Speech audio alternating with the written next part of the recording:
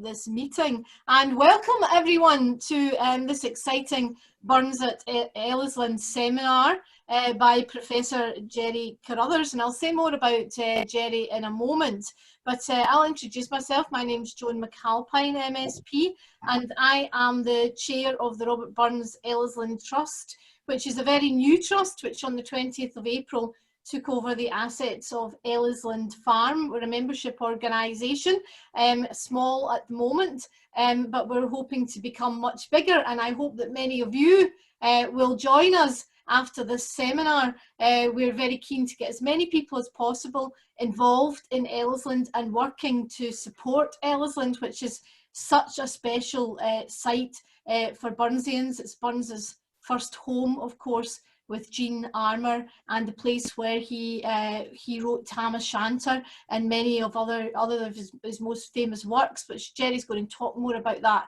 at the moment. The Trust are very keen to increase understanding of Ellisland around the world and enhance the awareness of Ellisland as the best place in the world to see the environment through the poet's eyes and the home of European romantic song. We are determined to raise more funds for Ellisland and to do that through increasing the membership of our trust. So afterwards you will get an email from us encouraging you to become a member and to keep up with our efforts to support and promote Ellisland. So thank you very, very much for coming today. I'll now introduce Gerry, who is the Francis Hutchison Chair of Scottish Literature at the University of Glasgow. He's the Principal Investigator for the major project Editing Robert Burns for the 21st Century, which was awarded 1.1 million by the AHRC in 2011. He's the General Editor of the new Oxford Collected Works of Robert Burns, and of course Director of the Centre for Robert Burns Studies in the University of Glasgow. Gerry has written extensively many books about Burns and is in high demand as a speaker at Burns events all around the world. And I see we've got people all around the world here today, and you may have had the privilege of Gerry speaking at your event, and it's great that people get the opportunity to hear and share his expertise through the benefits of Zoom. So that's all I have to say, except I should have also said that Gerry is also on the board of the new Robert Burns Ellisland Trust. He's the secretary of the trust. We're very lucky to have him, and I'd like to thank him for doing this to promote the trust today. So I'll just hand over to Gerry. Thank you very much, Joan. Welcome, ladies and gentlemen. I know many of you, good to have friends from near and far. We've maybe missed a slight trick in future, cognizant of the fact that we've got friends in North America, Canada, New Zealand. We'll maybe work on a slightly later timing so that it isn't 6 in the morning or even worse where you are. So here we are virtually in Ellisland, and if you can see my slides on the screen, there's a very recognisable scene for many of you. This is a print some decades after Robert Burns had occupied the place, but you can see still today a very familiar scene that we can take from that print. But it could have been very different.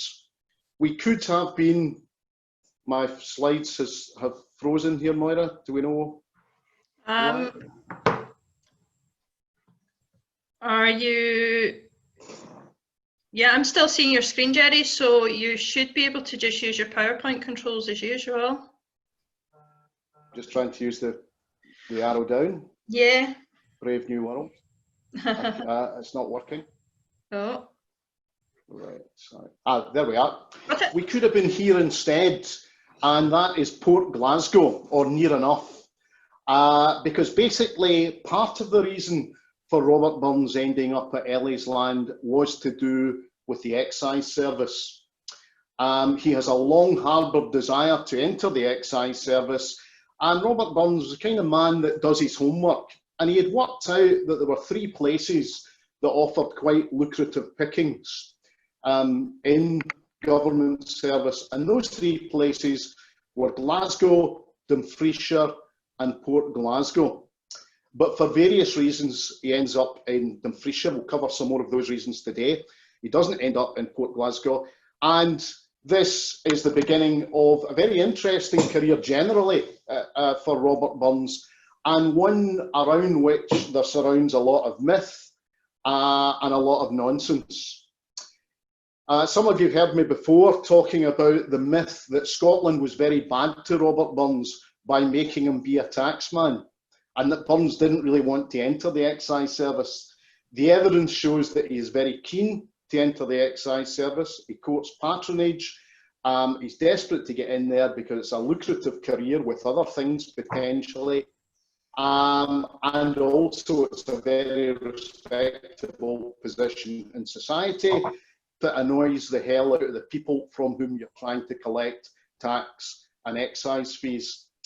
And this long-running strand of mythography, if you like, about Burns and the excise service is something that we find in a bodice ripper novel in 1989, The Clarinda Conspiracy, that more or less says that Mrs. McElhose, about whom we'll hear more shortly, Clarinda, was a kind of honey trap for Robert Burns, part of a plan by the Scottish cum British government to control Robert Burns by putting him into the excise service and therefore keeping an eye on him.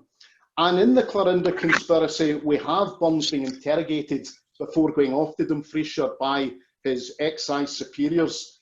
And a bit like Boris Johnson, he gets the number of kids that he has wrong, and they give him a grilling and say, "You're an immoral man, you can't even tell us how many kids you've got."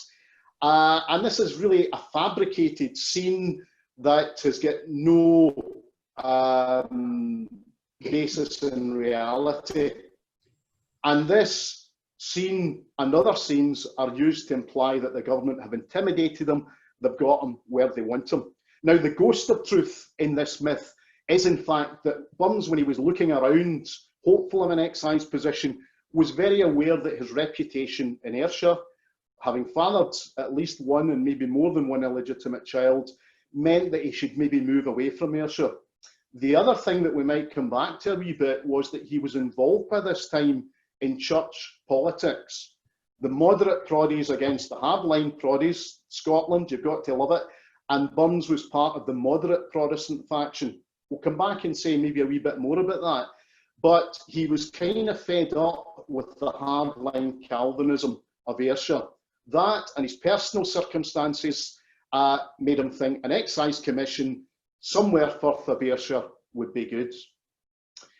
The other item this century that tries to contribute to this conspiracy theory is a rather dreadful film called A Red Rose, which came out, I think, in 2004. And it more or less says that the government set out to murder Robert Burns by taking him into the excise service, because by making him ride 200 miles a week in bad weather, that is a way to murder someone. That's a very slow murder, it seems to me, but that is the contention that's set out there. Even more ridiculously, with a direct Dumfriesshire connection, William Maxwell, and we'll come back at various points to the Maxwells of Dumfriesshire, William Maxwell, Burns's doctor, is seen in that film to be intimidated by a very violent Edmund Burke, which is hilarious in itself. And William Maxwell pretends to be treating Burns for sexual disease, but is actually slowly poisoning him. I'm not even going to begin to unpick the myths in there, but the idea of Maxwell as a bad guy, we can tell he's a bad guy because he's seen at prayer in front of a statue of Our Lady. He's a horrible papist and therefore a right wronging. This again is complete fabrication. William Maxwell is a very heroic radical, a close friend of Burns, and a man who would have been intimidated by no one. There's been some very good work done on Maxwell by the late Bob Thornton, who is the father-in-law of Cyndi Lauper, which has got nothing to do with anything, but there we go, just while we're making cultural connections.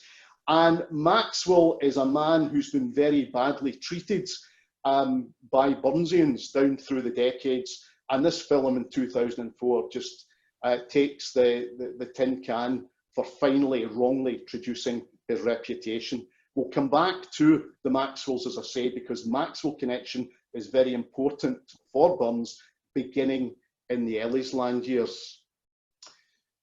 Burns was sometimes, but not always, very comfortable in his skin.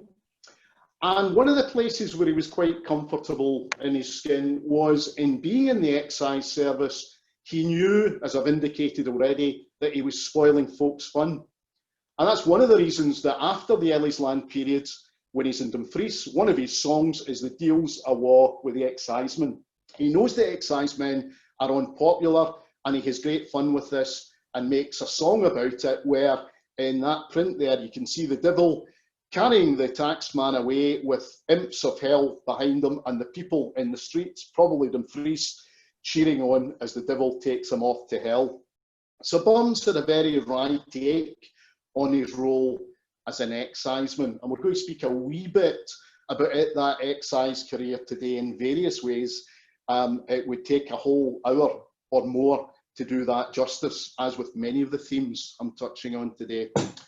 Now, another man I want to throw into the mix here is Bishop John Geddes, a man that Burns had met in Edinburgh in the Enlightenment salons. The man that Burns claimed was the best clergyman in the whole of Scotland, the Catholic bishop for the Eastern District.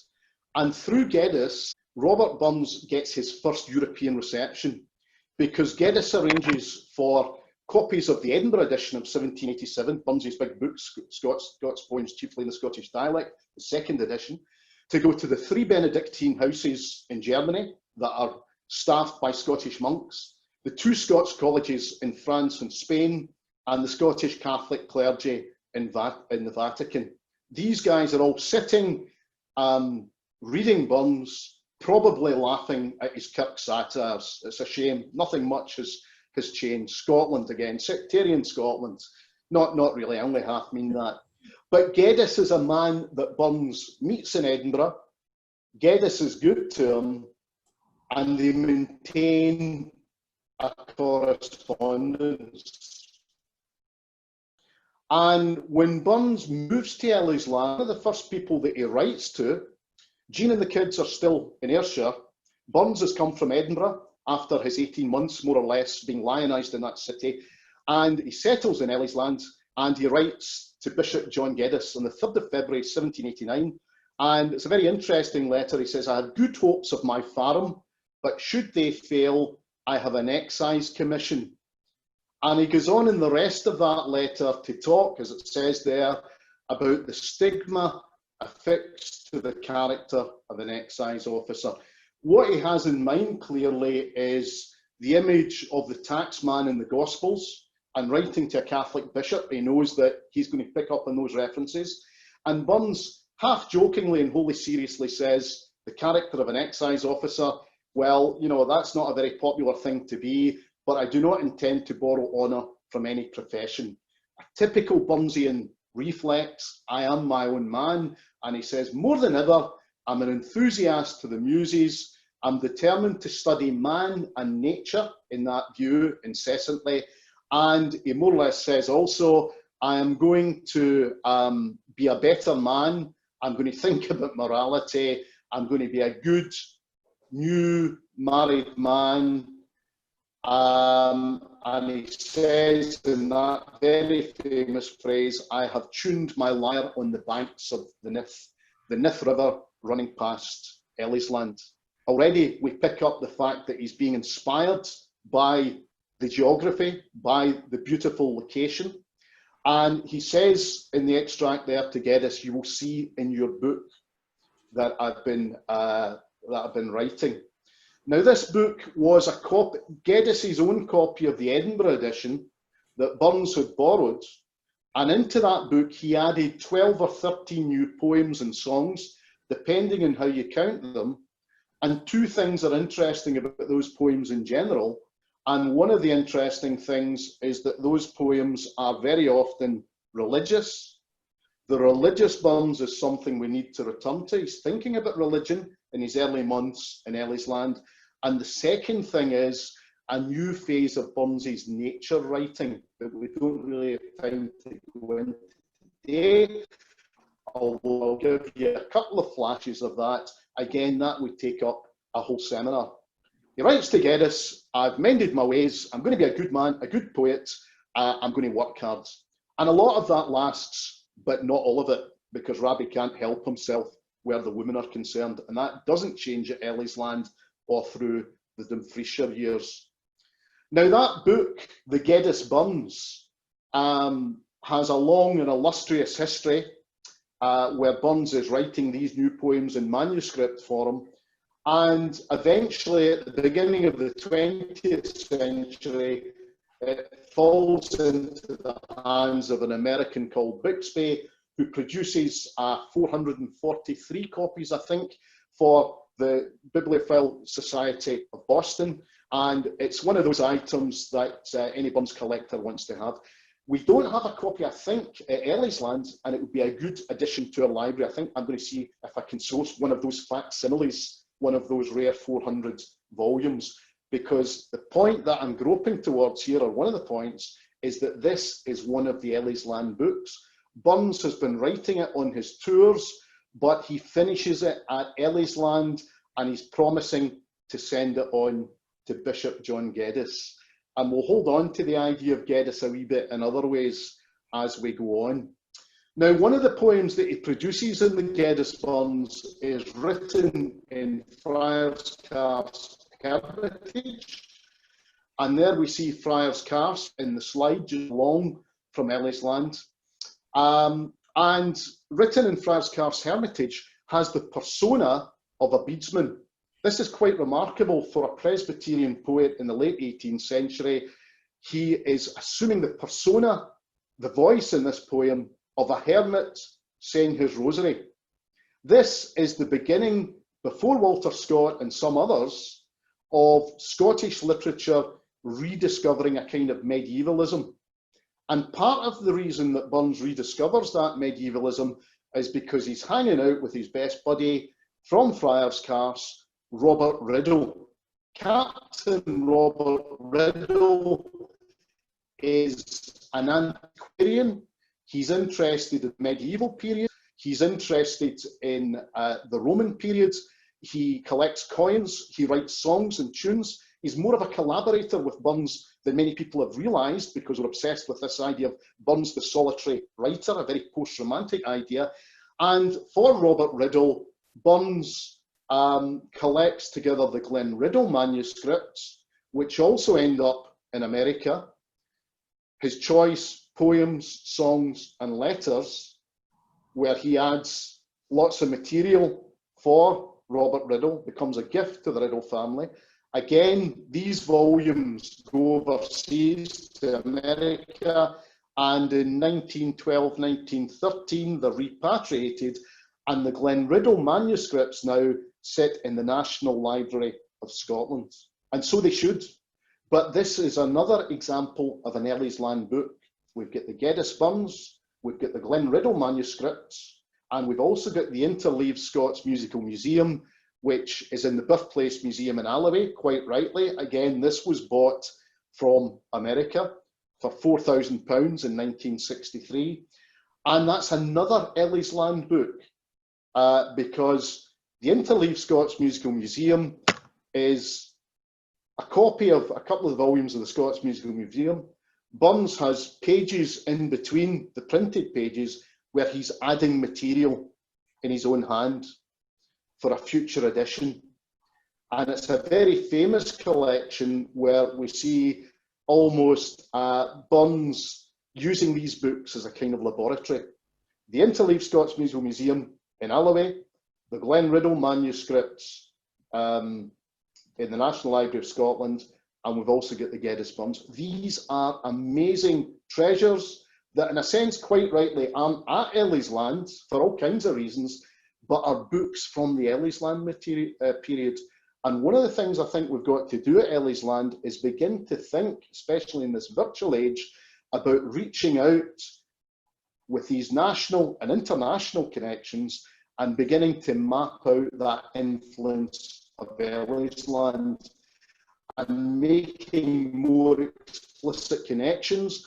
I know we have friends from the Birthplace Museum and from the NLS today, drawing lines, making virtual connections with these books that in many ways are completed and originate at Ellisland. That's part of the new research agenda that we want.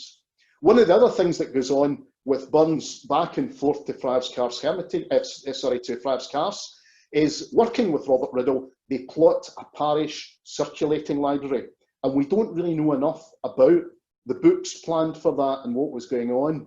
And there are other local libraries in Dumfriesshire that Burns is involved in from Ellisland that we need to begin to stitch together to find out more about what was going on. But that really is for another day. There is the book plate from the Glenriddle manuscript, Robertus Burns Scotus, the Latin, signalling, of course, that Burns is seeing himself as an antiquarian, collecting the songs of Scotland, interested in the legends and lore of Scotland, and this gift to Robert Riddle with his book plate on it. And we've got the whistle indicated there, the whistle being a poem or song by Robert Burns, which celebrates a notorious drinking contest between two men at Friars Carse, where Burns decided upon the winner. So Friars Carse, just along from Ellisland, part of Burns beginning to make connections socially and culturally, and inspired by the landscape, inspired by antiquarianism, beginning to do new things. And we'll come back and say more about those things as well. Some of you are aware of a controversy I was involved in about 10 years ago, where people were claiming the document you can now see on your screen was forged. It's not forged, it belongs to the Birthplace Museum. It's not in the interleaved Scots Museum, but originally it was in there. It was presumably cut out by a souvenir hunter, sold. And basically it's the story that Burns tells of how he and Highland Mary got it together and how she died before they were going overseas together. And in 2010, with the help of other colleagues, I helped absolutely authenticate this. It's not an antique Smith forgery. It's a Robert Burns document, again, written at Ellisland, that tells the canonical love story of Burns and Highland Mary. Even when he was essentially only loving one woman at Ellisland, Jean, it is still a place of love stories. Highland Mary and one or two others that we'll come back to. And it's at Ellisland that he writes his song to Mary in Heaven as he reflects on Mary Campbell. And although it thinks back to the lovers meeting around the River Ayr, I actually think, without pushing this in too nutty a fashion, hopefully, it's the River Nith that inspires him. I'm a bit of an anorak with these things, and if you look at the amount of river writing that Burns does after he's living 10 yards from one, the Nith at Ellisland, he writes about rivers evermore. Ayr girdling kissed his pebble shore, hung with wild woods thickening green, the fragrant birch and hawthorn roar, twinned amorous round the raptured scene. The flowers sprang wanton to be pressed, the birds sang love on every spray, till too soon the glowing west proclaimed the speed of winged day. It is the Ayrshire landscape where Burns and Mary Campbell parted, ostensibly, but actually what is assaulting his senses when he's writing this is the flora and fauna around Ellisland. I don't want to push that point too much, but it is worth making, and it's been kind of undersold, and I'm going to come back to it in various ways. Less pretty altogether is Francis Gross, Gross by name, Gross by nature. There he is on the screen, probably 24 or 25 stone, 5 foot 1 inches tall. And Francis Gross is a very fine antiquarian, probably a drunken buddy, but certainly a drinking buddy of Burns and Robert Riddle. And it's through Riddle, it's through Friars Carse that Burns meets Francis Gross. And as a kind of serious joke, while at Ellisland, Burns writes Tam O'Shanter for Gross to include in his Antiquities of Scotland. And again, Burns is thinking of Alloway, about Ayrshire, obviously. Tam O'Shanter is unquestionably an Ayrshire poem, But he's certainly writing some of that poem as he sits by the banks of the River Nith. And that antiquarian thing, where he wants it in Gross's book, it's an overgrown footnote that accompanies a picture of Alloway Kirk, which is not important at all compared to Linlithgow Palace or Edinburgh Castle, other items in the book. Burns is inserting a joke with the cooperation of Gross. Alloway Kirk is not important. It's become important for Burnsians later, but it's completely obscure until Burns writes Tam O'Shanter. It's an excuse for Burns to put his poem in, which is very much an antiquarian poem, which is to some extent also inspired by his discussions with Gross and Riddle. That in itself is another seminar in itself for another day. But as Joan mentioned, many of Burns's greatest hits written here. Is his 10th #1, Tam O'Shanter, we get at Ellisland. The river, the riding in the poem, the Dumfriesshire antiquarianism, to put it very generally, these are all things going into the poem that he is imbibing from Ellisland, and I can do that in more detail in a future occasion, Anorak that I am.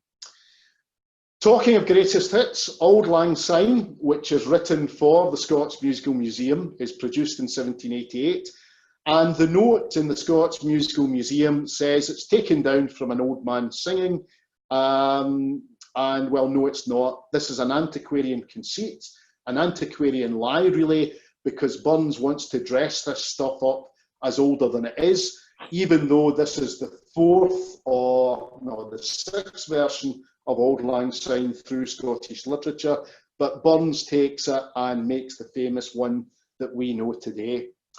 The Sylvander Clorinda correspondence is tailing off by the time he gets to Ellisland, but nonetheless, we still get some of that, writing back to Mrs. McElhoy's in Edinburgh.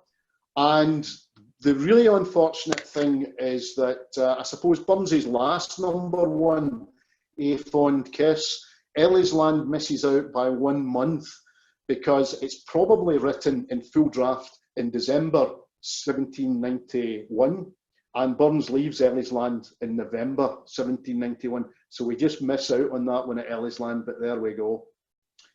Talking of my anorak propensity, I did a kind of very rough calculation last night. This is ballpark figures. I'll probably refine them in future. There's about 28% of Burns's entire output of letters, but 28% are produced at Ellisland, and about 23% of his poems and songs are written at Ellisland. In other words, at Ellisland, Burns, if he was a football player, would be at the height of his career, and indeed as a poet and a songwriter, he's obviously at the height of his career. I don't know why I reached for a metaphor there at all, but never mind. Burns, in his late 20s, is at his peak in those 3 years, more or less, that he spends at Ellisland. We'll say a bit more about the songwriting in European Romantic song in a moment. The Ellisland years from, well, Burns is hanging out there from February 1788, but he properly takes the lease on from May to November 1791. His lease, I think, is for 76 years. There's a lot of erroneous accounts of this, but you can kind of work it out from actual documents. And after Burns has left, in fact, after Burns is dead, Burns's brother Gilbert complains that Miller of Swinton just offered him the one farm. And I'm sure, as is known to some of you, it is clearly the case that Patrick Miller offered Burns the choice of 3 farms, and he chose Ellisland. Why did he choose Ellisland? Well, I've already indicated that he's thinking, I'll maybe have a career in the excise service. He is also hopeful that just coming out of his Edinburgh period, that the Edinburgh printer and bookseller, William Creech, will cough up money for the Edinburgh edition. Burns works out that he's got about 3 years' salary coming from book sales and poetry. Any modern day poets, most of them would faint at the thought of such royalties. There's no money in poetry these days. I love all poets, he said grandly, because they're not in it for the money, they're in it for the love. In Burns's day, you could, and he did, make real money for his poetry. That's another topic for another day. But he's hopeful that Creech is going to send him down money. He doesn't at first. And before long, Burns realises that things financially are not all that great at Ellisland. The farm isn't great. He's being slightly delayed in his excise service. He's still paying for his own training. And he is building a new farmhouse. A new house. Yeah, a new farmhouse. And he's waiting for Jean and the twins to join him. It is a place that Burns enjoys entertaining his family. He has cousins visiting him through the period. His brother-in-law, Adam Armour, visits him. His younger brother, William, stays with him for a while when he's employed in Carlisle. Burns very much sees this as a family home. In his late 20s, when he goes to Ellisland, Burns is full of lust and he is full of love. In this period, he's writing to and about Jean Armour, saying, I love this woman, I desire her utterly. And this leads to the crap, frankly, that we get from some people about Robert Burns being a rapist, because some of the passionate letters he writes, and it is a bit blokish, saying that he has recently given Jean a good seeing to. Yes, they're macho, in one sense they're not entirely pleasant, but actually they also indicate the love, the physical love that he has for Jean. And part of this is related also to the fact that he's a man in his late 20s who has said to Bishop Geddes, I'm going to settle down, I'm going to have a farm, I'm going to be a gentleman. And you can see this even in the fact that he constructs in this 5-room house quite a fancy parlour or spence, which is facing the river. Burns is constructing this place for his own family and indeed artistic purposes. Now again, there's lots of rubbish about the site at Ellisland that you can hear being promulgated. There's a lot of stuff we don't know. We've had a conservation report. We need to build on that, and we need a conservation plan. In 1993, some basic archaeology was done at Ellisland by the University of Glasgow.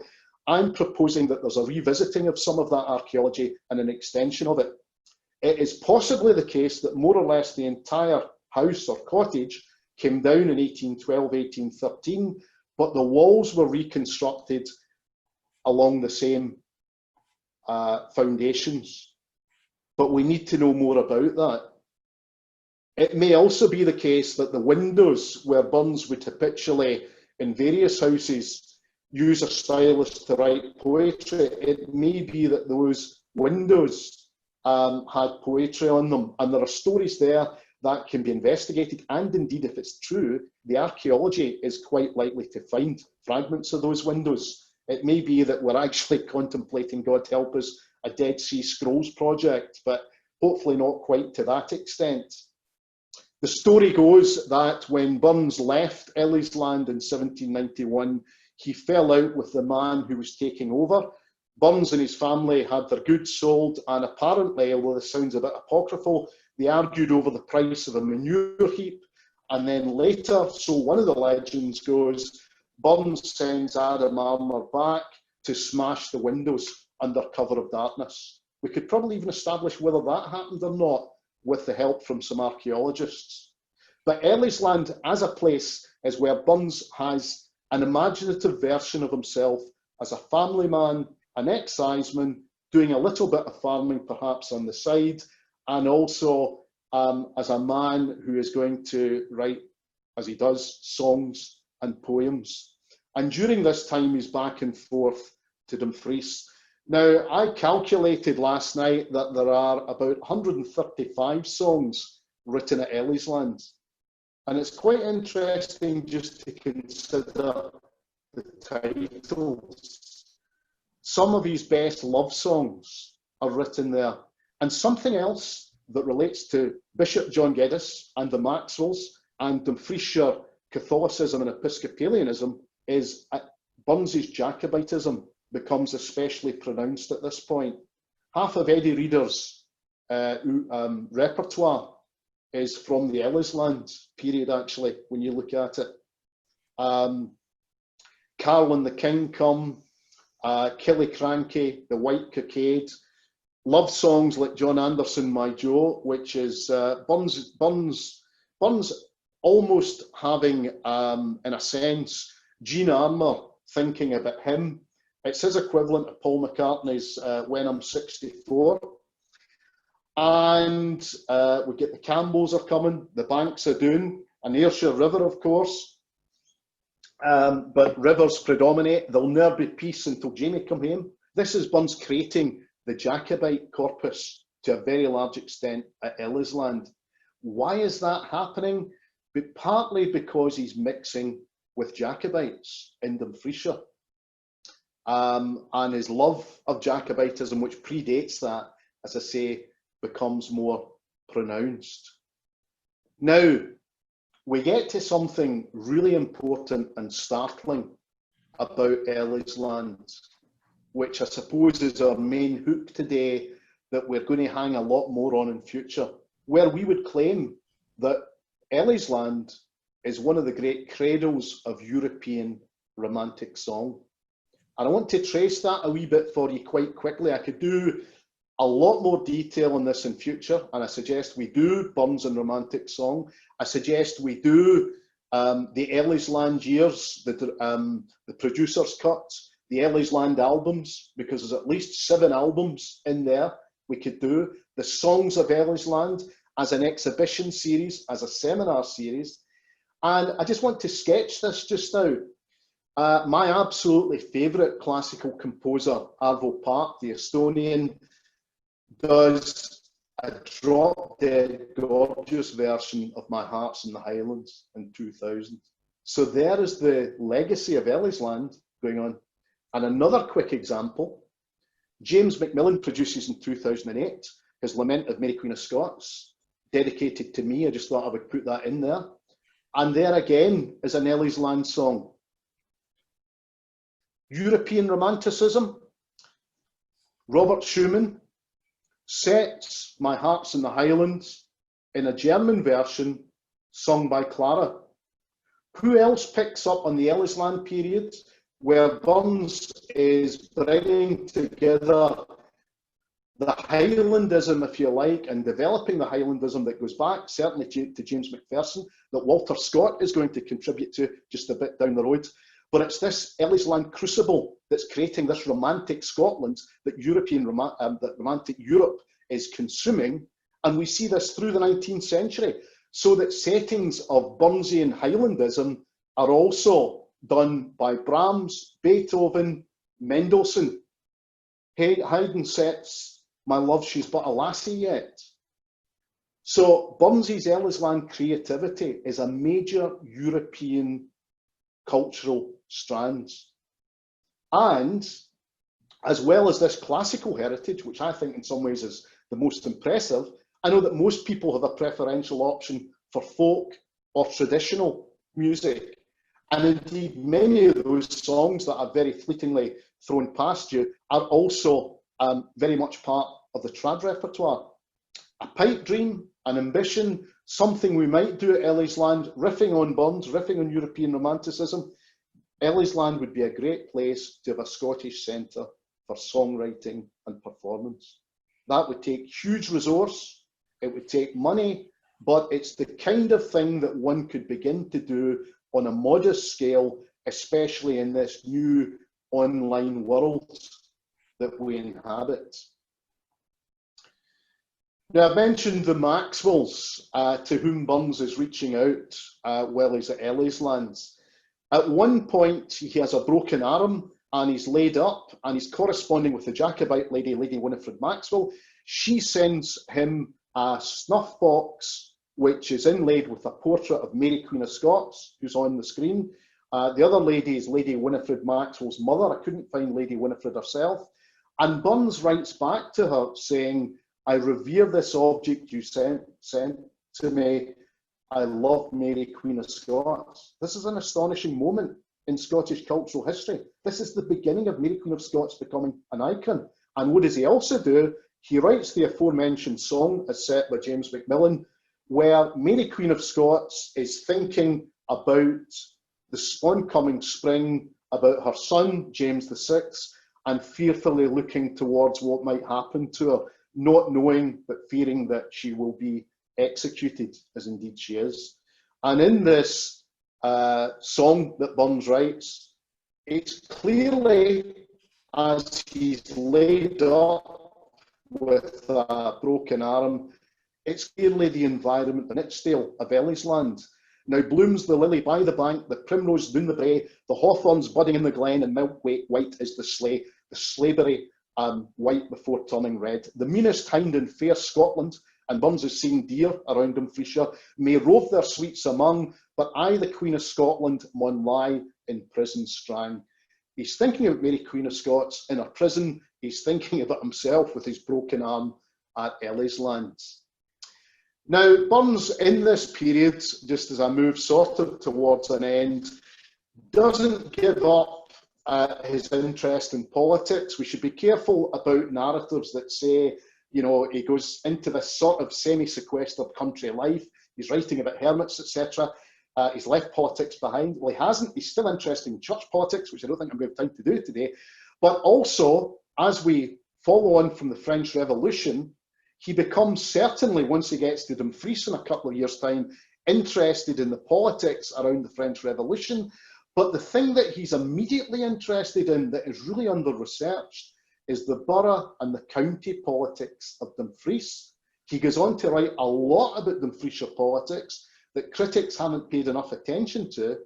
And he begins by writing from Ellisland some verse to one of his patrons in the excise service, Robert Graham of Fintry, and he writes about local politics. He writes to Robert Graham, "You poor friend, the bard afar only hears and sees the war. I, Robert Burns, am sitting detached from all these politics, a cool spectator purely. So when the storm the forest rends, the robin in the hedge descends, and sober chirps securely. Now for my friends and brethren's sakes, and for my dear loved land of cakes, Scotland, I pray with holy fire, Lord, send a roughshod troop of hell, or all would Scotland buy or sell, to grind them in the mire." Now at this point, he's kind of peed off with Queensberry, the Duke of Buccleuch, and he is involved in local politics, Tories and Whigs. And to cut a very long story short, what Burns is observing at this point is the sale of votes, the management of votes in Scotland, and this is Burns beginning really to grasp reformist politics and say the system is undemocratic. And that is the thing that's happening at Ellisland more than anywhere else, because he's observing local elections. And again, that's another theme for another day that's rather under-researched. So nature, song, Europe, local politics, some other things at this time that we haven't time to mention today, where he's back and forth to Dumfries and he's becoming very involved in the Dumfries theatre, and that's part of the reason I think eventually he decides I want to be in Dumfries itself. But all of these energies around Ellisland are phenomenal and have never been properly written up, either individually or collectively, not by any biographer. The evidence is there of the importance of Ellisland as a European, as an international site, because of Burns, but not just because of Burns.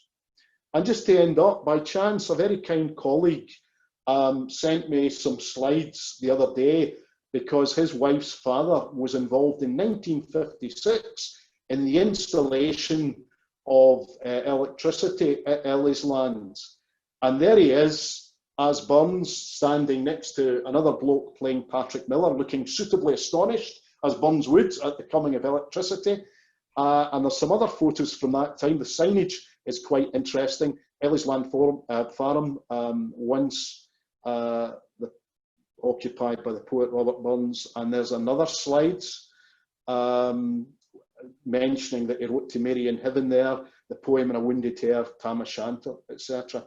So that kind of material also is stuff that we at Ellisland need to collect for the more recent history, because Burns and the afterlife of Burns at Ellisland in Europe is far from being properly documented, and that leads to the exciting possibilities for research agendas, for a cultural agenda, for a cultural heritage site, I suppose is what I mean, and also for doing creative things with songs and songwriting. So that's a very rapid race through Burns and Ellisland, but hopefully it does as some kind of rough start for today. So thank you all very much for your patience, and I think there's some time for discussion.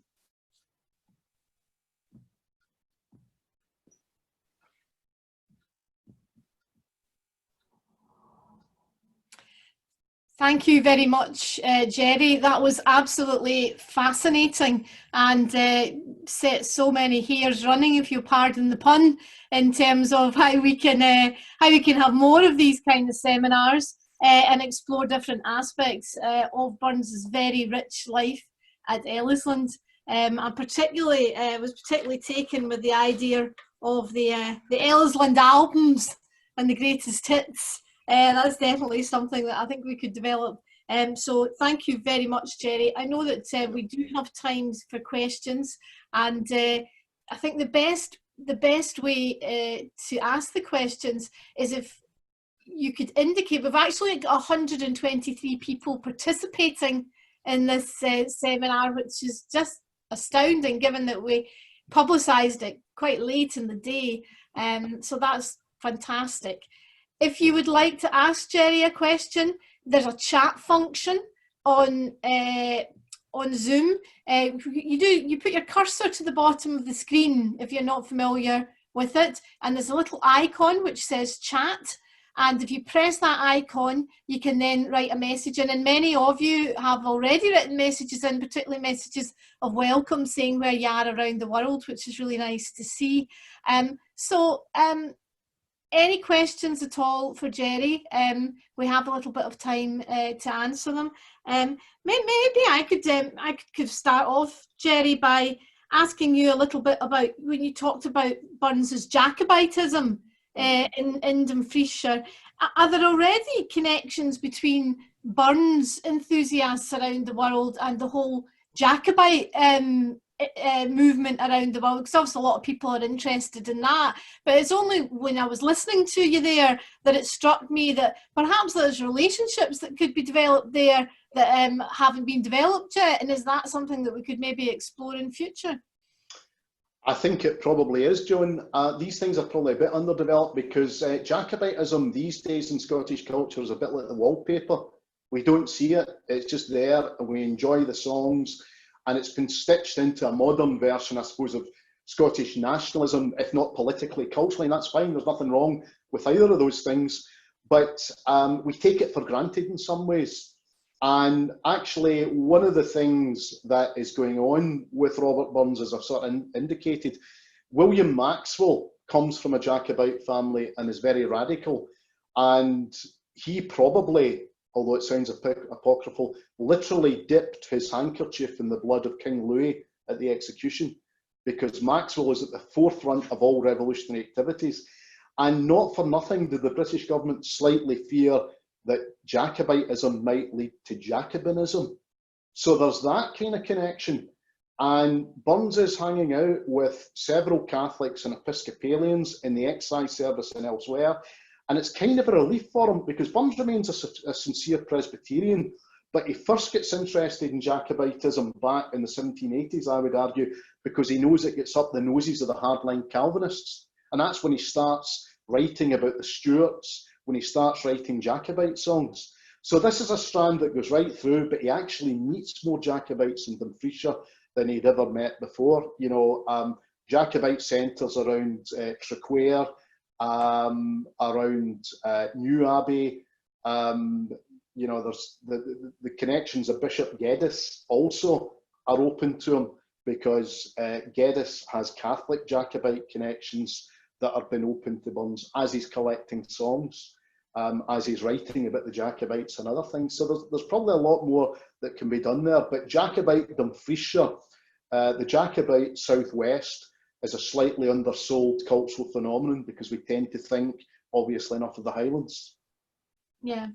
No, absolutely, and of course the Covenanters were you know, really big in the southwest as well. You probably hear more about that, but definitely have certainly given me food for thought there. We do have a question in from Armour Hamilton, great name, asking about the funding for Ellisland. Yes. The funding for Ellisland. On a visit in the past 2 years, there was a real fear that the site would require an influx of funding. Is that funding coming to the fore? Now that's a question that has been exercising our minds, Gerry, and the rest of the new board members who just took over in the last month. Do you want to start off on that? Yeah, well, I mean, the kind of fairly straightforward thing I think I can say, and uncontroversial, Joan, is that it should be no surprise that most of our historic cultural sites over the years have not had a lot of resource put into them. That is just almost an inevitable fact of life. And Ellisland, in spite of the efforts of a lot of good people down to the present day to make things happen, to invest in it, there's never been the money really necessary to maintain it as a place and indeed to develop it. And so, again, I think, you know, Joan mentions ourselves and others on the new board, we're going to have to look at ways of bringing in more funding, extending the Friends, finding money for projects, and most importantly, without going into real detail, finding money for core funding. That's a common problem for small museums, small heritage sites across the world, frankly.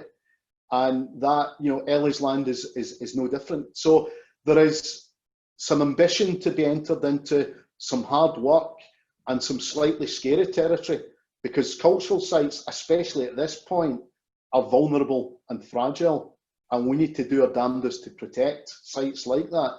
But we should be under no illusions that there's an uphill struggle to come.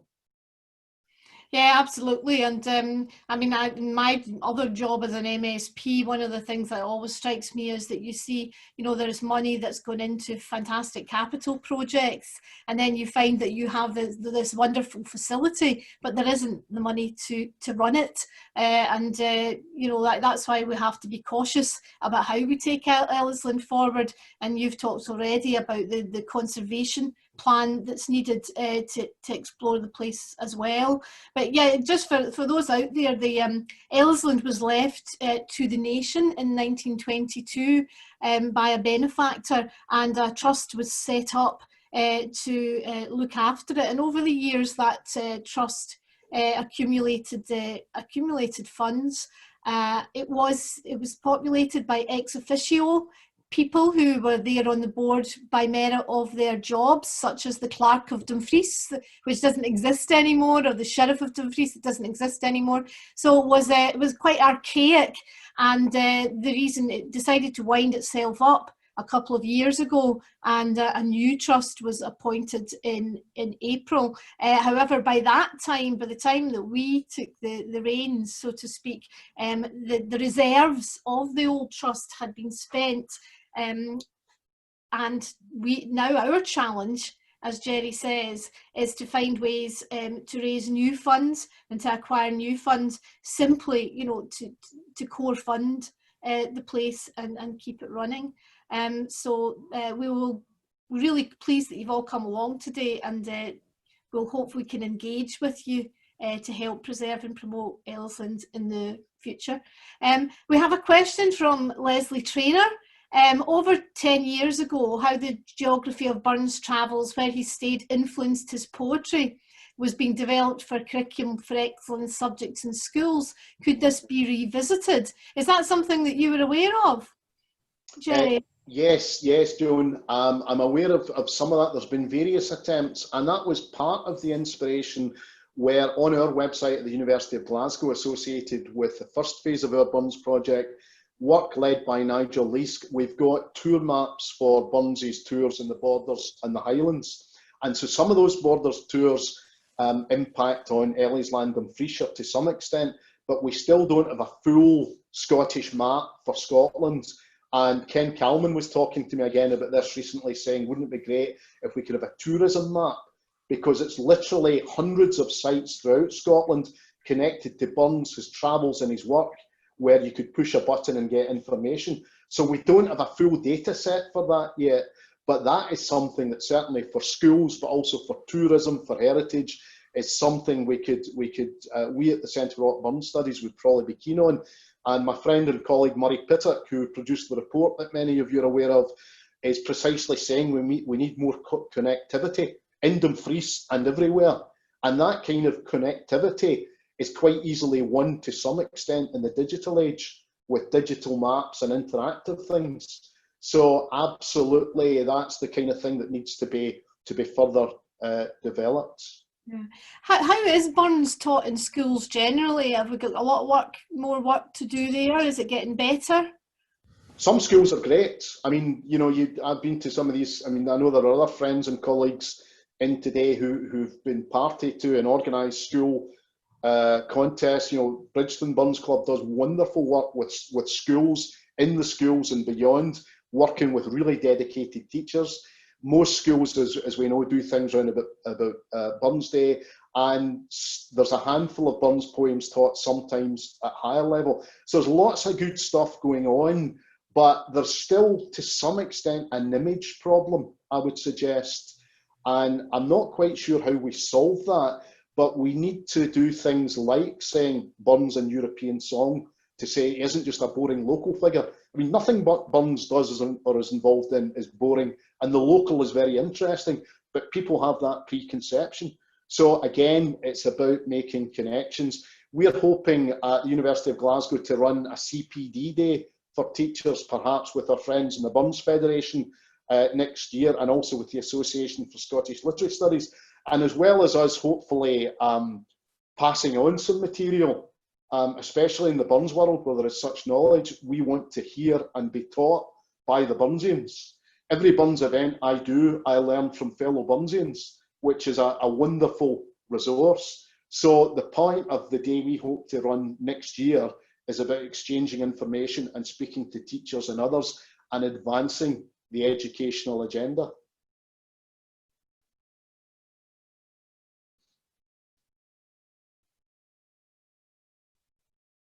Oh.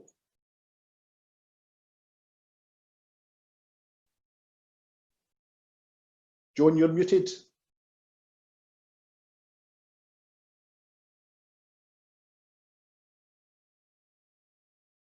John's muted. Oh.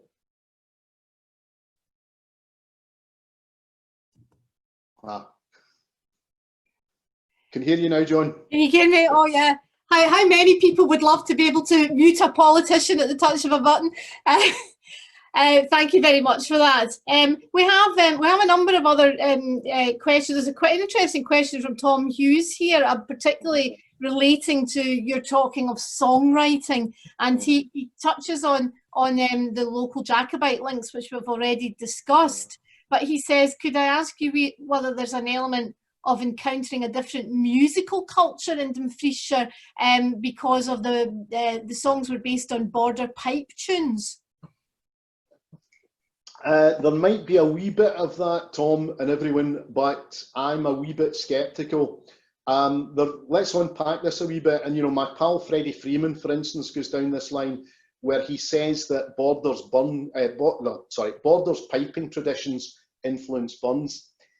I remain sceptical about that because the kind of things that Freddie points out there are common to a number of different genres of folk music in terms of reels, jigs, times. So he's possibly hearing some of that, but actually to a large extent, that's a very modern reading of Burns, and there's nothing wrong with that. You know, a lot of the modern folk versions of Burns, people say that's the traditional version, and it isn't. It's a post-1960s iteration of Burns, and very good it is too.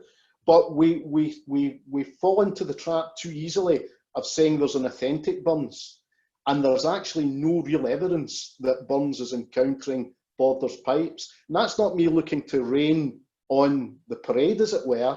He may be hearing some stuff, and ultimately it doesn't matter, because I would say to people in the very fine tradition of Borders piping today, take Burns and do what you want with it. And it doesn't matter that it's not original in the sense of going back to some authentic root, because you've got to be sceptical about authentic roots always. Burns was open to everything. Burns would have loved classical and traditional and Bob Dylan versions and Eddie Reader versions.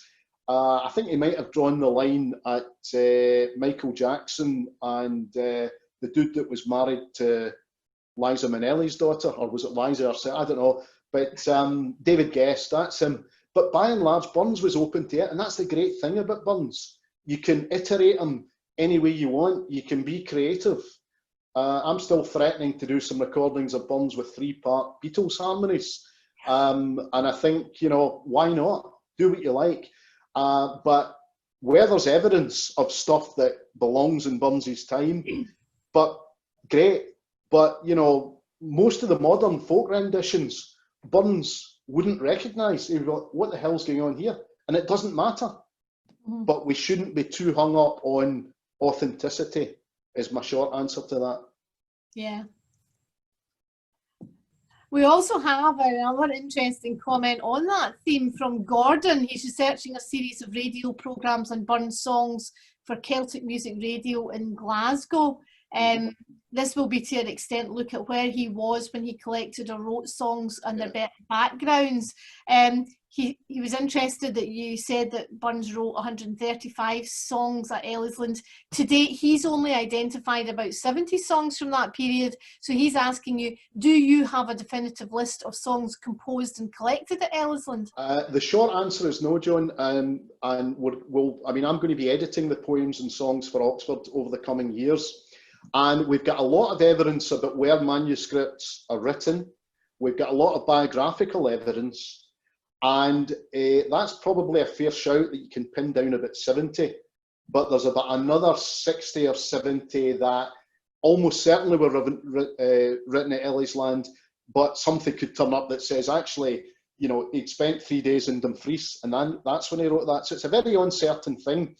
You know, my slight cop-out would be, there is probably about 136 thereabouts that are of the Ellisland periods, and that maybe gets us out of jail. But people expect there to be definitive proof about things, and often there isn't.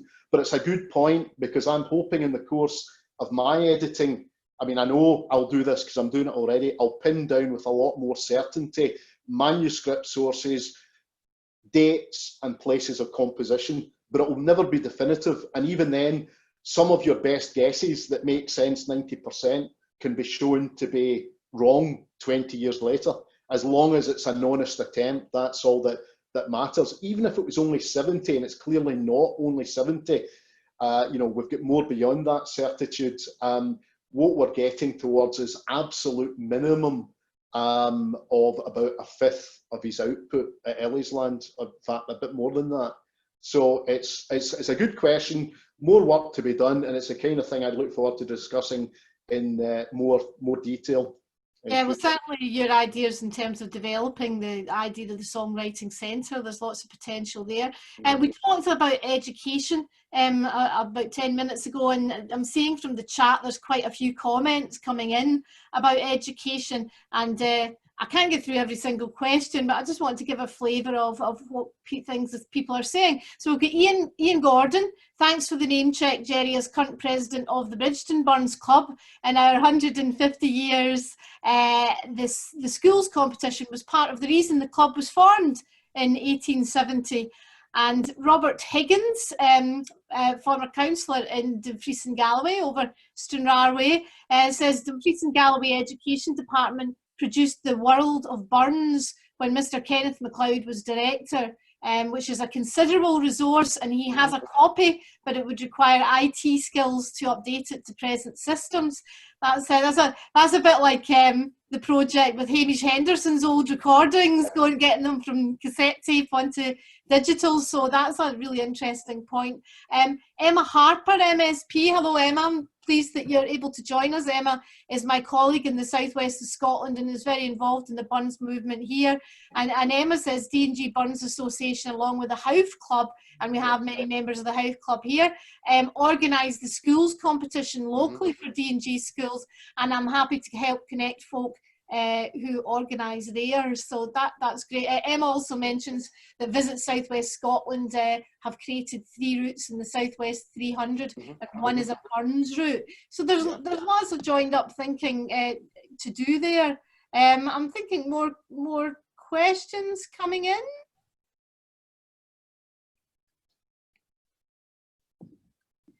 Donald Mackenzie says, goes back to your point about we shouldn't get too caught up with authenticity. Why, he says? Well, for a couple of reasons. Authenticity is almost impossible to establish. Sometimes you can never get to the root of things. And other times it can be positively bad because we become purists in the wrong way. And the Burns movement has been wonderful in all kinds of ways, but occasionally we might argue it's the purist elements that have said, this is the only way to pronounce or sing or perform Burns, and actually we shouldn't be closed-minded. So authenticity might not be closed-minded, but it can be, and we're all kind of postmodernists these days, and actually the notion of anything being authentic, everything and nothing is authentic. Everyone has a right to be involved in culture and to interpret culture, and they shouldn't be told you're doing it the wrong way necessarily. But equally, there is sometimes historical truth, historical authenticity within reason. So as a 21st century academic and anorak as I am, the balance is between saying, well, there is something approximating objective truth, a kind of I see my good friend Patrick Scott about to grill me on post-modernity, but we'll come back to that. We've got to try and maintain something that is objectively true, otherwise the world would collapse. But at the same time, we shouldn't be too hung up. And there are obvious political and cultural dangers in insisting on authenticity, you know, at one extreme of which is the Nazis, for instance. So authenticity is something to handle with curators' gloves, and that's why curators handle objects with such gloves. But that's a whole other discussion. We could have a day on authenticity in Ellisland.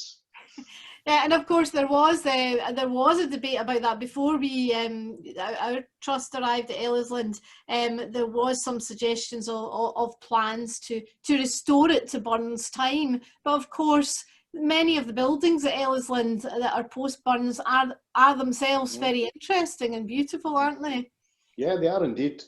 I mean, it's sort of indicating as well as Burns having lived there, the stuff afterwards is also part of that story. It's a big heritage. I noticed a friend putting a comment in there from a pub in Alnwick. I was in that pub last summer. It's got the walled up bedroom that supposedly Burns slept in before it was walled up. And I was thinking we should do something between the National Trust for Scotland and its equivalent in England to join up the Alnwick thing, because I was in the pub taking photographs and the bar staff were lovely, but they weren't much interested in Burns. Why should they be? But, you know, I think that pub in Alnwick is a well-kept secret.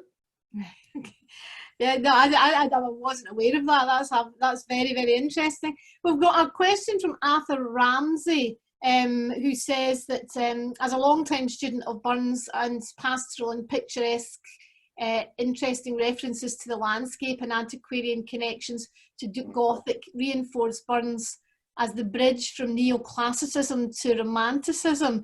But there was an earlier question from David Hopes, who's also on the Board of Trustees and was formerly the director of the Birthplace Museum and is now with the National Trust for Scotland. But he asks if was Burns aware of the Roman ruins that are part of the Ellisland site. So going back to that classical aspect. Yeah, sure, John. It's a very good question from David. This has exercised me a wee bit actually in recent weeks because there's no direct evidence. It's the kind of thing one might expect the antiquarian Robert Riddle to be interested in because he's interested in the Romans. My suspicion, and this is another reason I want to look at archaeological reports of the area beyond Ellisland, my suspicion is that Riddle didn't know about these. Riddle got involved in the Royal Society of Edinburgh that was very much pushing this antiquarian agenda, and it's the kind of thing he'd be interested in. The one thing that points to possible interests, which is a wee bit loose, is the notorious episode in 1793, the rape of the Sabine woman, where Burns at Friars Carse offends his host by probably throwing a woman over his shoulder in a kind of an enactment of that game. And before anyone very politically correct, or maybe you can come back in this, rape at the time, in that title, The Rape of the Sabine Woman, the original 8th century BC event wasn't literal rape. The rape was the stealing of the women. Now, I'm not saying that stealing women makes it all right, but they weren't literally raped. I just want to put that out there. But the fact that they enacted that night might suggest that Riddle is thinking this is a kind of Roman site. He's interested generally in Romans, but I must go back and look exactly at what Riddle writes about the Nitsdale area. As far as I'm aware, that Roman site is a later find, but we need to know more about that, I think. Yeah. They possibly don't want to venture into that kind of reenactment in the 21st century. I get into dangerous ground there. We've got a question from Bill Strachan. Any info on Burns witnessing a steamboat experiment on the River Nith near Ellisland? I think, well, no, not really. I think this starts with the Catherine Carswell biography in 1930. And a lot of people quite rightly say that Burns is very much a man of the Enlightenment, interested in progress. And of course, Miller of Dalswinton is interested in that. And Carswell kind of puts that together. And so we see Burns, the Enlightenment man, witnessing the birth almost of the Industrial Revolution. I think it's a bit too overdriven, a bit too fanciful. But again, it's one that's kicked around a bit. There could be more evidence of that. He had a good relationship with Miller, although when he arrived, he was seen as a bit of an outsider. As Miller was, someone born in Glasgow, a successful banker, man of business. But you know, we could do with, a lot of people have implied stuff about Burns and Miller's relationship in various ways, and their connections and being together, and the evidence really isn't all that substantial. Right. We've got a comment here from Patrick Scott, who says the steamboat episode goes back to Naismith's son. And he's asking, is there a modern biography of Riddle? There isn't at all, Patrick, as far as I'm aware. I mean, I was even checking, I think, a while back on the New Oxford Dictionary National Biography, and there isn't even a good updated thing on Robert Riddle there. You could do a biography of Riddle. Riddle himself would make a great PhD project at the Centre for Burns Studies at the University of Glasgow or somewhere, but there isn't a modern biography. There aren't even all that many good articles on Riddle. The kind of Anunnaki thing that I put up on one of the slides where I'm talking about reassembling the Scots Regal Museum, I begin to suggest in that piece that there's more to be uncovered about Riddle almost being the Lennon to Burns's McCartney. I've got myself into all kinds of trouble with that, never mind. But they're much more collaborative than people think. There's much more of a creative partnership. But yes, there just isn't a modern biography of Robert Riddle, unfortunately. But that's why it's so important, the work that you're doing at the Centre of Robert Burns Studies and Burns Scotland. But to actually, in a few short years, you know, the fact that Burns is now, you know, so serious, taken so seriously in the academy, in the universities, you're just not going to be able to get people you know, dismissing him as they had in the past. He deserves to have the same level of scrutiny as Shakespeare, for example. We've got a few other questions here. Gary T says, hi Gerry, could you say again, please, what was the connection between Burns, Bishop Geddes and the Scots College in Rome? Okay. Spain, sorry, he says in Spain. Spain, yeah. So the very short version, I'm trying to persuade the BBC to do a programme, perhaps a radio documentary, where they send me abroad. That'll be a fat chance of that, and I'm allowed to trace these books. In 1787, Burns meets Geddes in Edinburgh, is blown away by Geddes, who's a very intellectual, urbane man. They continue their correspondence, and Geddes decides, I'm going to take up subscriptions for the Edinburgh edition and send them to the Catholic houses abroad, because essentially Catholicism is still outlawed in Scotland in Burns's time. That's the kind of short version. So Geddes takes up subscriptions and sends a volume to the Royal Scots College in Valladolid, a copy to the Scots College in Paris, which is dissolved at the French Revolution, a copy to one of the main Scottish Catholic priests at the Vatican. The Scots College in Rome isn't really involved. It's not the Scots College, it's the representative out with the college. And 3 copies go to Franconia, to the Scottish Benedictine houses in Würzburg, Erfurt and Ratisbon. And I've been in touch with the curators there. Most of these copies are still out there. So Burns's first European reception is through the Scottish Catholic community abroad, and tracing these books, which are different from the Geddes Burns. This is a very interesting story about Burns in Europe and the Scottish Catholic houses abroad. And part of that also brings in William Maxwell, who was educated by the Jesuits at Dowie, not a Scots house, but as part of that Scottish Catholic culture that is constantly discriminated against and exiled in Burns's time. And Burns always likes an outlaw. He likes an outsider. And Burns thinks, oh, these people are a wee bit interesting. And when he gets together with Geddes, Geddes is virtually his father confessor. And there are not many Presbyterian poets who've got a father confessor. That's why he's writing letters to him saying, bless me, Father, for I have sinned. So that whole connection, very interesting, and becomes even more intense in the Ellisland and Frisia years, because he's engaged with members of the Catholic gentry, like Lady Maxwell. Mm-hmm. To go over to the other side, we've got another comment from Robert Higgins, who says there's considerable information on covenanting available through the Scottish Covenanters Memorial Association, sort of old mortality there, which is very active in the restoration of such memorials throughout Scotland. And he mentions that the killing times would have been very fresh in the memory in the southwest at the time of Rabbie. Is it, like, in terms of, that's absolutely true, and yet here was Robert, who, as you say, was a Presbyterian, reaching out to the Catholic hierarchy. Is this one of the first examples of ecumenicalism in Scotland? Is it the beginning of, because we hear so much about Scotland's shame and our difficulties with sectarianism, and here you had this major Presbyterian cultural figure working with Catholics. Mm-hmm. I think you're absolutely right, Joan. The reason that Burns is a very appropriate poet for Scotland in the 21st century is that he's ecumenical.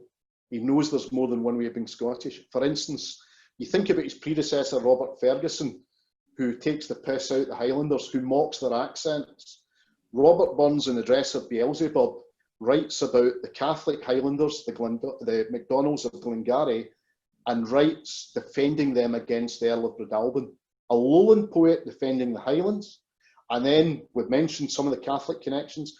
In 1794, after the French Revolution, the Covenanters, who'd been seen as fanatics, Burns writes about the Covenanters and says, those guys in the French Revolution acting on their conscience? The Covenanters acted like that too. So he's a man who will defend the Catholics. He will also, although he's got a beef with some of the Calvinists, he defends the Covenanters. He brings Mary Queen of Scots back in from the cold. He writes, the great gift that he gets from Adam Smith is sympathy, right? Not invented by Oprah Winfrey, but by Adam Smith, so that Burns is able to see things through other people's eyes. So this Ayrshire Presbyterian poet goes to Dumfriesshire, and not only can he sympathise with Dumfriesshire people, he can sympathise with Covenanters, Highlanders, Catholics, Episcopalians, and indeed some atheists among his friends. He is a man who, this goes back to authentic. He's sceptical about there being any authentic Scottish identity. There might be a Scottish identity, but it's very various, it's very multicultural. Although some people might say that's me doing what I've sort of said already, that, inventing a very modern version of Burns, but it's not too much of a stretch. He's also very good at taking the woman's point of view. He believed that women had brains, and we lose sight of that fact because of his notorious sex life, which I'm not going to attempt to defend. But what we get with Burns is writing to Lady Dawn and other females because he knows that these women will write back to him, whereas their snooty aristocratic brothers won't. Mrs. Dunlop is an older lady who is his biggest confidant, who he trusts in terms of poetic judgment, etc. So Burns is genuinely a poet of humanity in the sense that his sympathy is promiscuous. And that's why he's a great Scottish poet. We couldn't have a better Scottish poet. I'm getting on my soapbox now, but you know, and he's a poet of nation and a poet of regions, not least Dumfriesshire, not least representing, channeling, advancing Dumfriesshire culture. That's another of the great advantages that we have at Ellisland. Yeah. And maybe there was huge lessons there, I guess, for our own age when people are in their ideological bunkers increasingly. That I suppose he was a man of independent mind. You've just illustrated that very well. We have got another question here, which was put in earlier, but I missed it. You had talked about how he was, a lusty man in his 20s when he was at Ellisland. But Malcolm Morrison asked what was his state of health at his time in Ellisland. Well, I've mentioned the broken arm already, which is incidental, but actually the broken arm might have been one of a number of health episodes in his life that contributed to his bad health, which probably underlay his physicality. Something that Moira's been very good on is mental health, and if he was perhaps a man with mental health issues, and there's good evidence for that, there's no doubt that at Ellisland at some points, much as he could be cheerful and creative and not unrelated to that, there were times when he's got the blues, and he more or less mentions that explicitly. So it may be that he has periods when he is more than averagely depressed. There are times when he's physically laid up, and the thing that I probably do believe that much earlier in his life he had contracted something that would become increasingly bad rheumatic heart disease, then probably throughout his life his physical health was getting more and more compromised, but certainly in the Ellisland period he is still reasonably robust for a man of 28, 29, 30. But I've wondered, on the basis of no real evidence, but I do wonder, part of the reason for giving up Ellisland, apart from some of the things I've said, at that point, and he does kind of say around this period, I think I'm done with farming, is that partly because he thinks, I just can't do this anymore? That would lead us to think that although he's in his late 20s, early 30s, in some ways he might be feeling it more like a man 10 or 15 years older than he is. We've got no evidence that his health is particularly bad at this time, but I think things are happening and he has episodes, and certainly in his final years in Dumfries, the final 6 months of his life are a mystery. Was it brucellosis? Possibly. Was it rheumatic heart fever disease? But the last 6 months of his life, his physique collapses. Something is going on there. They didn't really understand cancer in those days. That's a possibility, but it's more likely to be a heart disease that goes back to childhood. We shouldn't forget, I'm very aware, I'm the first generation in my family in the west of Scotland to have relatively good health. I look back on a father who had scarlet fever, a grandfather who had rickets, etc., etc. But it's only recently that, the working classes or any classes can be guaranteed of a kind of robust average health. Mm-hmm. That's absolutely fascinating, and the whole issue of his depression as well. You mentioned Moira had done work on it. That's with our increased awareness of mental health as well now. I think you could probably do a whole lecture on that alone, but there's lots to explore there. We've come to, it's 12:32 now, and the seminar is due to finish at 12:30, and there's just so much more that we could explore. There was a question earlier from, now I can't actually remember who asked it, but it was, does the board have a strategic plan for taking Ellisland forward? And Yes, we do. We took over on the 20th of April, so we're relatively new. It's middle of a pandemic, not the best time to take over. But as I had said earlier, we have drafted a vision, and we're keen to hear members of our charity's view of the vision for Ellisland, to establish it as the centre for European romantic song, the best place in the world to see the environment through the poet's eyes, and to conserve and to promote Ellisland. And we do have a number of goals. One is to increase the membership, build partnerships, and address our funding situation, which we'll say more about in the future. But clearly there's a lot of work to be done there, as I've suggested, in terms of securing Ellisland financially. And that's why we're really pleased that you've all come to this first Burns at Ellisland Zoom seminar. I would encourage you all to keep in touch with us, to become members of Ellisland, and that way you'll be kept informed, and keep an eye out for any communications about Ellisland in future. We will be launching a major fundraising drive soon, and anything that anyone can do to help us with that would be much appreciated. I think it's only fair that I leave the last word with Gerry. Gerry, do you want to sign off? Yes, just to reiterate what you've just said there, John, that we do have ambitious plans which are very much strategic. They're going to take time.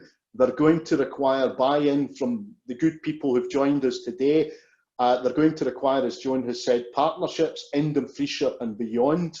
And we look forward to doing that. And I think we want to hear also about the kind of things that we might develop. But increasingly, I think we need to, through the newsletter especially, tell you about the things that we have planned. And certainly we've got a lot of plans at the moment. I'm sure some of these, if not all of them, will be proceeded with, because there's only so much you can do. But we are unquestionably ambitious, suitably ambitious for this world-class heritage site that Ellisland is. Thank you very much, Gerry, and thank you also to Moira for doing so much work and setting up the seminar, and to everyone who attended. Just do a mutual clap. Thanks very much. Yeah. Bye. Bye-bye. Bye.